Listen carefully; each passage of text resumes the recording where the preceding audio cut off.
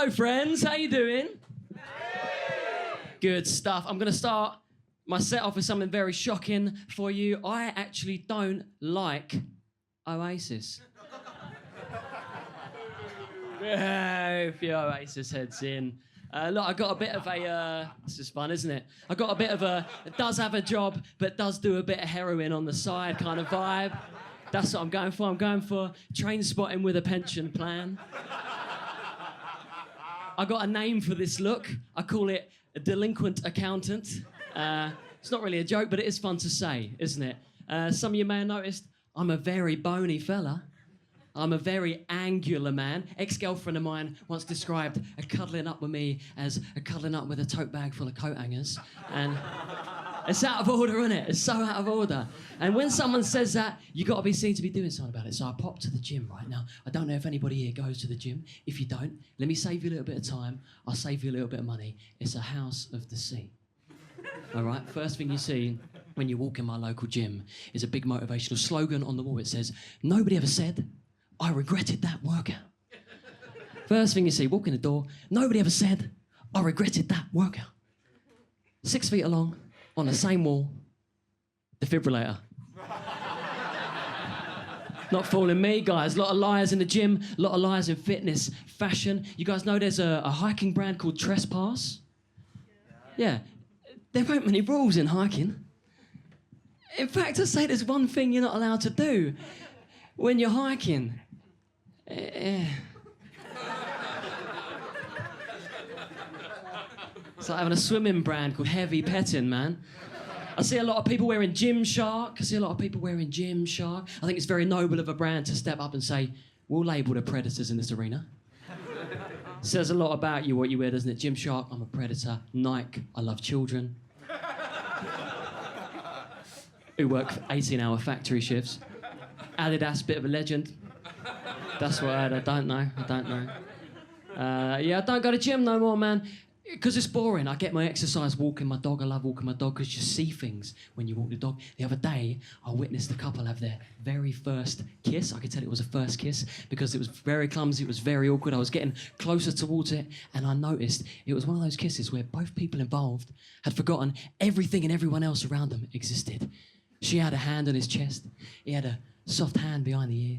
And as I walked past them, I said, "Oi, oi!"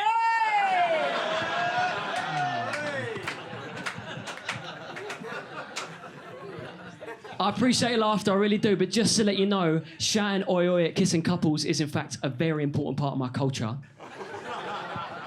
I consider myself ethnically Cockney.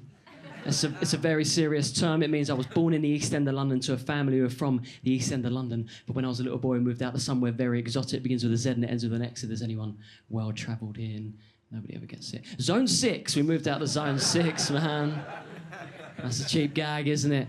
I'm the son of a bricklayer and a dinner lady, right? And they're both refusing to let go of their working class identity. Yeah, my dad came around my flat the other week and he said to me, "Who the fucking hell do you think you are?" After opening up my fridge and seeing a jar of pesto in there.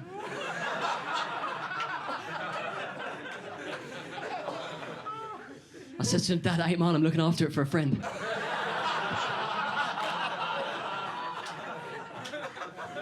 He didn't believe me, man. He tried to sit me down and make me the whole thing in one go. It was awful, man. It was awful.